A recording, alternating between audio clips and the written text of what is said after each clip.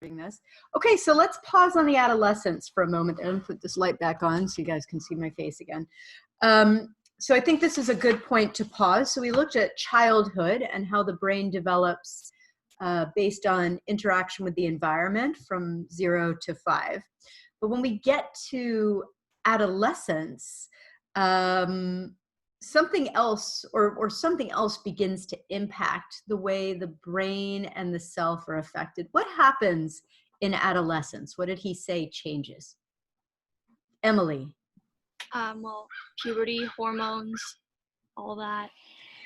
So puberty and hormones that begin to affect brain development. What part of the brain in particular is affected?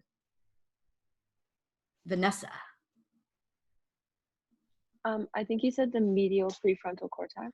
The medial prefrontal cortex. So let me write that. Medial prefrontal cortex. What is the medial prefrontal cortex concerned with? What is its role? It becomes active when one thinks about him/herself. Yeah, it becomes active when you think about yourself is one of the things that it's responsible for. So in any situation where you need to think about yourself, whose medial prefrontal cortex is going to show more activity? A child, an adolescent, or an adult? Adolescent. An adolescent, right? Because theirs is sort of the hormones are impacting the development of that part of the brain. Genetics also kind of determines this. And of course, keep in mind that when you hit adolescence is determined, well, it's partially by environment, but a lot by your genetics. It's sort of what the chromosomes you've been born with that decide when puberty is going to begin for you and how those stages are going to progress.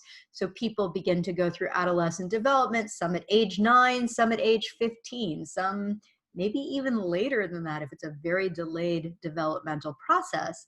And that's a very genetic experience, although again, the environment might shape that. So when we looked at his study with Xander, I didn't catch the name, I don't think he said the name of the girl compared to the adult. What was his overall conclusion about that study? Go ahead, Emily. I think that was that the medial prefrontal cortex acted up a lot more when they were doing the study, and like the stress response was a lot higher, and the girl's heart rate just spiked up, and even the boy, like when he averted his gaze, like his heart rate would go straight up, whereas the adult wasn't really as concerned.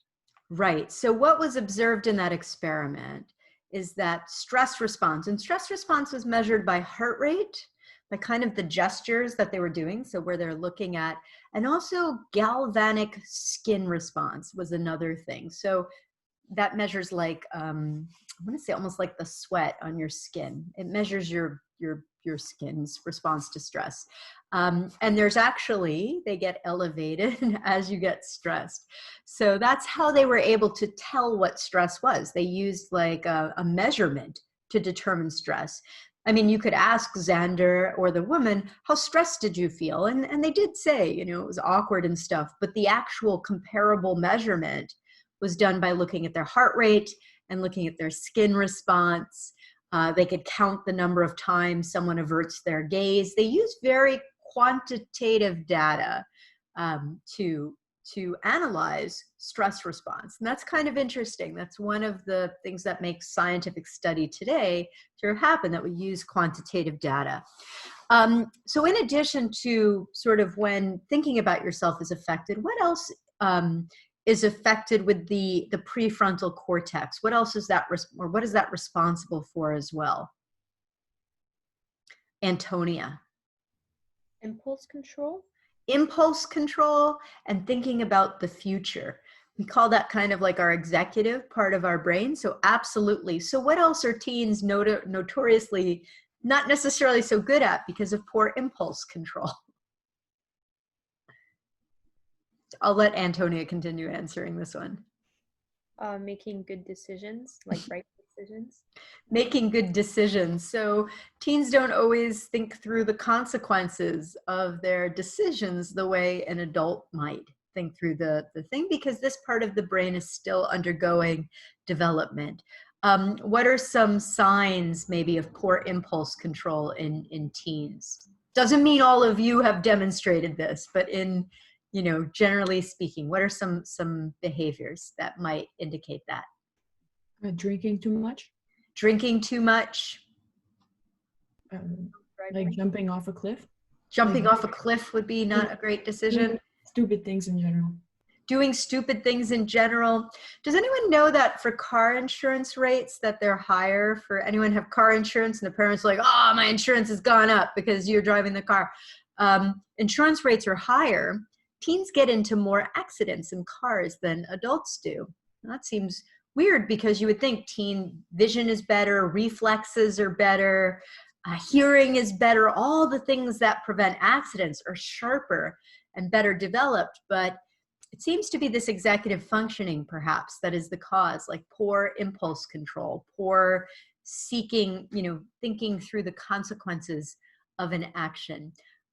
So increased drug use, increased, you know, reckless sexual activity, I guess. I don't know, you can name all kinds of things.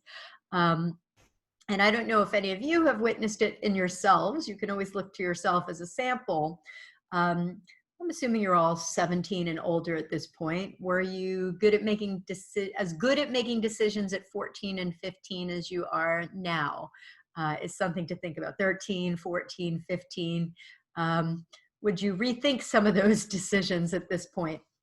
Maybe, or would you approach them differently? So you could just look to yourself as a sample. So I'm going to continue, and yeah, you'll notice I have a lot of problems switching. The screen share doesn't go exactly the way I want it to, although I think I got it to work that time the way I wanted to. So I'm going to backtrack it a little bit so you don't miss what he's saying, but we'll keep going with the video. So